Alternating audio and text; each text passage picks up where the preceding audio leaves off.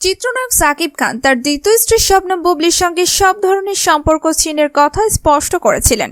তাতে ক্ষোভ প্রকাশ করে স্ট্যাটাস দেন বুবলি। এরপর ফের সমালোচনা শুরু হয় নায়কের ব্যক্তিগত জীবন নিয়ে। এবার বুবলির বিরুদ্ধে অবৈধ সম্পর্কের অভিযোগ এনেছেন সাকিব খান। দেশের একটি গণমাধ্যমকে সাক্ষাৎকার দিয়ে এমন বিস্ফোরক মন্তব্য করেছেন এই নায়ক। বুবলির সম্পর্কের অবনতি হলো কিভাবে, এমন প্রশ্নে সাকিব খান বলেছেন, দেখুন, সে আমাকে ইমোশনালি ব্ল্যাকমেল করেই সম্পর্ক, সন্তান, অর্থবিত্ত, নাম সবই করেছে। আমিও তাকে অন্ধ বিশ্বাস করেছিলাম। কিন্তু সেই চাঁদকে জন্ম দেওয়ার পর আমেরিকা থেকে দেশে এসে সে নানা স্ক্যান্ডালে জড়িয়ে পড়ে, নানাজনের সঙ্গে অবৈধ সম্পর্ক গড়ে তুলল, যা মিডিয়া সহ সবাই জানে। সাকিব আরও বলেছেন, আমি আসলে সরল মনে অনেকেই বিশ্বাস করেছি, কিন্তু সবাই আমার সরলতাকে দুর্বলতা ভেবে ধোঁকা দিয়েছে, অকৃতজ্ঞতার পরিচয় দিয়েছে।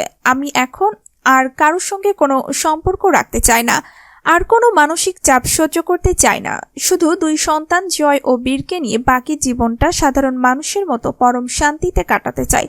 সাকিব আরও বলেছেন, অথচ এর আগে একবার তাকে ঘাট ধরে বের করে দেওয়া হয়েছিল। যাক, ঈদের দিন শেষ হচ্ছে, স্বাভাবিকভাবেই একসঙ্গে বাসার সবাই বসে খেয়েছি। তারপর শেহজাদকে নিয়ে গাড়িতে করে যখন বেড়াতে বের হচ্ছিলাম, তখন বুবলিও গাড়িতে উঠে পড়ে এবং পেছনের সিটে বসে পড়ে।